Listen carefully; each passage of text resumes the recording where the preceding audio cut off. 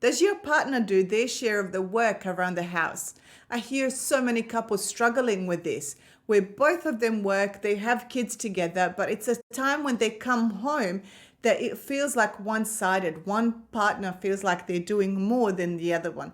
Usually, not all the time, but usually this is a scenario where women does most of the work and the husband, from a woman's perspective, the husband feels like they're not doing their share of the work. The women feel like they're doing much more work than their husband. There's a lot of theories about why this happens, but I'm just going to give you a few tips and tricks on how to maybe help resolve the problem. The wife or the woman is building up resentment. She's building up frustration. She's probably asked 1,000 times, she's explained, and he either doesn't do enough, or if he does do something, he'll usually ask, oh, where does this go? What do you need me to do? How do I do this? How do I do that? The way to work through this is through communication and collaboration. The very first place we're going to start is we're going to talk about how this scenario impacts us, how when we come home, how that impacts us, that the other person isn't doing their share of the work, or from our perspective isn't doing their share of the work. Now I keep saying from our perspective because it's really important to understand that from where we stand, they're not doing enough. From where they stand, they may think they're doing enough. They may think they're doing more than you. They may know that they're not necessarily contributing to the house, but they look up, but I also do this and this and this. And so I am doing more than you. I am doing as much as you. The other important thing to remember is that we're never going to get 50-50. It's very rare. And if it does happen that you get 50-50, it's short-lived. It's for a short amount of time. And the reason for that is that it's just life happens. Sometimes one person is focused on one thing and the other person is focused on something else. So the idea of 50-50 is very hard to achieve. But what the woman usually struggles with is these underlying thoughts and desires that she has, and this underlying longing.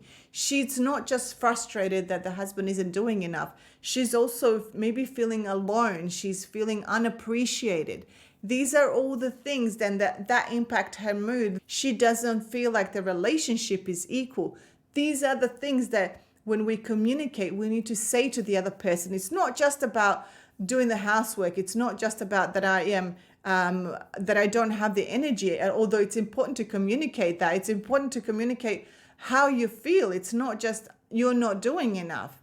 How do you feel? I feel exhausted. I don't have the energy. So I'm running on fumes. I'm holding on by a thread, and I have like 1% of energy in my tank for the day. And I have to spend it doing another 2 hours of work, where I would love for you to help me and make me feel like I'm not alone, and make me feel like I'm not abandoned, or whatever feeling you are experiencing. Perhaps the wife struggles to ask for help. So we need to communicate. Why do we struggle to ask for help? What does that mean to us? What happens in our body when we ask for help? These are all important things that we need to tell the other person so they can understand that when we are talking about doing dishes, that it's not just about dishes, that when he doesn't do the dishes, that it has a much bigger impact on us than just, well, I have to do it. Well, it's another 15 minutes out of my day. It's not necessarily about who spends what time doing what.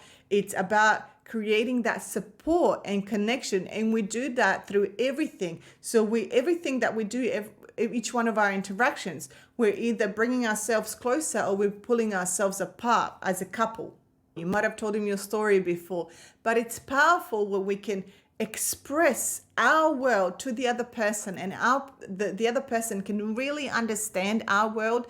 They can understand our struggles. They can understand our emotions. They can understand what we go through. It's there where change can happen, because again, from his perspective, he may not think that he's doing anything wrong, or he may not realize how what he's doing, what type of impact is having on you. And we often use the words like, it makes me frustrated, it makes me angry. But they're such broad terms. And nowadays, those words have been used so often that they don't have impact. If someone tells you, I am frustrated because of this scenario that has happened, You can maybe see that they're angry, but you can't feel it. There's no real empathy. You can't really experience that anger. You can see it, but you can't experience it. So that's why we go deep into our feelings to try and explain our world to the other person so they can experience it. It's important again to remember, just because something's important to us doesn't mean that it's important to the other person. Even if it's a clean house, or it may be important to the other person but not important enough that they want to do something about it. It's important for each of you to discuss your priorities. What is a priority to you, and what is a priority to the other person? Why is that important to you? And how does having that priority fulfilled make you feel? And how does not having it make you feel? So again, really trying to paint a picture to the other person of our world. When the dishes are clean, I feel like this. But when they're not clean, I feel like this. So for the other person to understand where your struggle is, why is it important? When we are discussing priorities, try and avoid terms like it's normal. It's not normal. It's not important to you because it's normal. It may be normal, but it's not important to you because it's normal.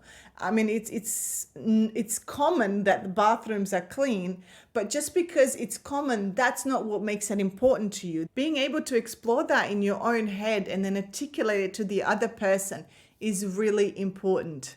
And hearing it from his point of view, what are his priorities? Because he may say, I can see the dirty dishes, but my priority is spending quality time with you. My priority is spending quality time with the kids, or just being by myself and being able to de-stress from the day. That is my priority. So you can see that just because he isn't doing what you've asked him to do or what you consider important doesn't mean that he's not doing anything. Once you've discussed your priorities and you really understand your partner's world, it's time now to create a plan about how do we tackle each person's priority, or how do we make each person feel satisfied within the relationship. Because nobody wants to feel alone, and nobody wants to see their partner feel alone. It's important to recognize that there will be roadblocks, there will be issues along the path. So we keep evaluating and we will keep readjusting. I usually recommend every week we reevaluate, is this working for us? Is it not working? And you readjust the plan, or you readjust the goal. It's important to remember that you or your partner could be suffering from undiagnosed or diagnosed ADHD or ADD. This creates a further and a bigger roadblock in creating or executing that plan. So one of the things that I recommend for clients who have challenges in executing everyday tasks or seeing, because that's where they really struggle with some people with ADHD or ADD, seeing the dishes. They can kind of see them, but it doesn't really register in their brain that there is dishes and they need to get done. Create reminders on your phone, whether it's daily, every second day, whether it's weekly, depending on the task, to remind you to actually focus on. So the task isn't necessarily do the dishes, but look at the sink. So whatever you're doing, drop what you're doing and take your focus and actually focus on the sink. Is it full? Do the dishes need to be done? Take your focus onto the rubbish bin. So actually look at the rubbish bin, and does it actually need emptying, or does something need to get done? So the reminder isn't just about do the dishes, it's shifting your focus from whatever is focusing on at the moment to the task, and what can you do in that moment to make it a little bit easier for the house.